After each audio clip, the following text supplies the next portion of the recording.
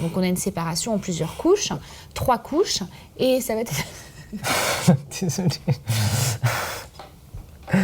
J'ai essayé de faire au minimum, mais... C'était très mignon.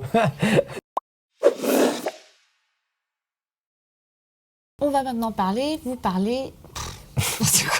Ça commence bien. Donc c'était pas bien en fait. Oui.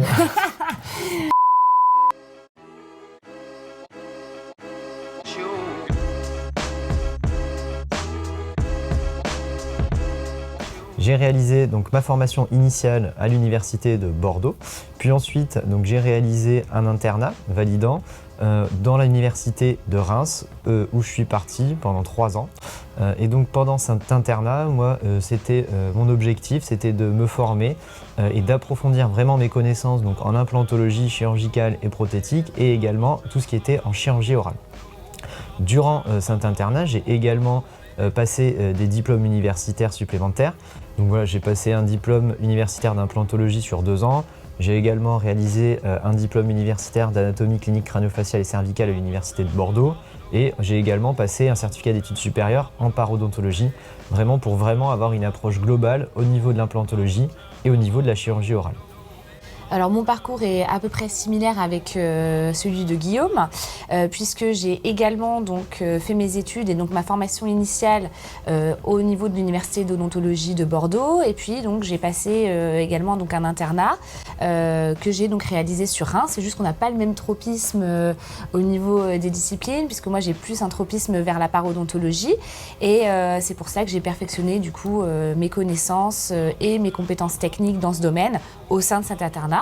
Avec notamment de la formation continue, puisque j'ai eu un certificat d'études supérieures donc en parodontologie, ainsi qu'un diplôme universitaire de parodontologie clinique durant cet internat.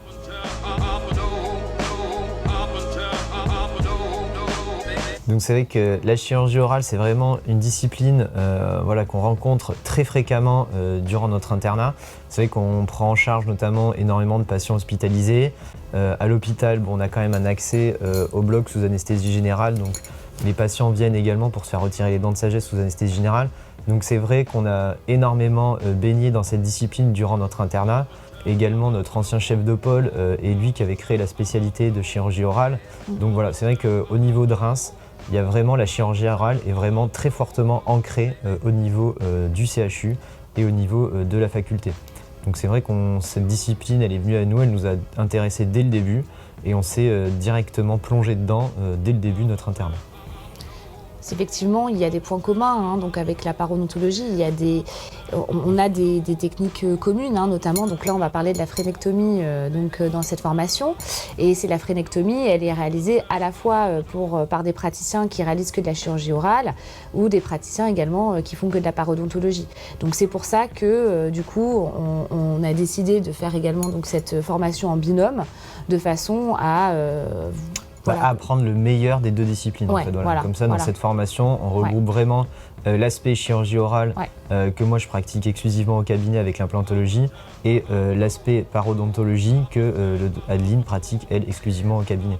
Donc c'est vraiment, on prend le meilleur des 2 pour vraiment vous donner le meilleur et vous donner vraiment le plus de clés possible. Quoi.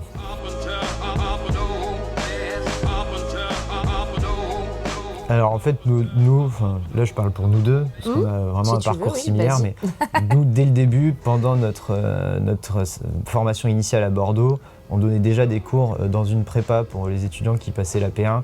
Donc vraiment dès le début, on a adoré enseigner et transmettre, que ce soit lors de notre formation initiale ou après durant l'internat. C'est vrai qu'il y a tout un aspect où on forme aussi les externes, on s'entraide entre internes. Donc voilà, c'est vrai que transmettre, ça a toujours été très important pour nous. Ouais.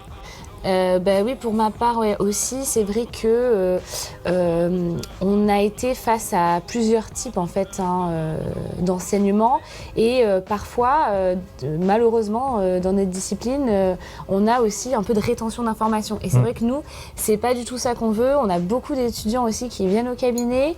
On essaye de leur partager toutes nos astuces pour qu'eux aussi puissent mettre tout ça en place. Et c'est vrai que on a eu la chance du du coup, à travers nos formations, de faire des rencontres qui ont permis justement qu'on ait du coup ce niveau à l'heure actuelle. Et on a aussi envie de le transmettre pour que chacun puisse avoir une pratique sereine au cabinet, ne pas avoir peur de certains actes. Par exemple, là on va parler de la dent de sagesse, c'est un acte qui est extrêmement redouté, qui est énormément adressé, alors qu'il y a dans plein de situations, c'est des choses qui peuvent être faites largement dans vos cabinets. Donc c'est pour ça que du coup on avait vraiment envie de transmettre tout ça, donner un peu les petits tips, les petites astuces pour que voilà, tout le monde soit à l'aise et pas être dans la rétention d'informations par je ne sais quelle peur. Ouais, des fois il suffit juste d'un petit coup de pouce. Voilà, là vous allez vraiment avoir les techniques, les protocoles, vraiment vous aurez des fiches, vous pourrez juste imprimer les fiches et tout afficher et puis voilà, vous n'aurez plus qu'à vous lancer, quoi. Vous allez vraiment avoir toutes les clés pour vous lancer dans les actes qu'on va aborder dans la formation, quoi.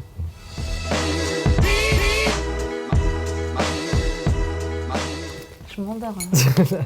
Merci.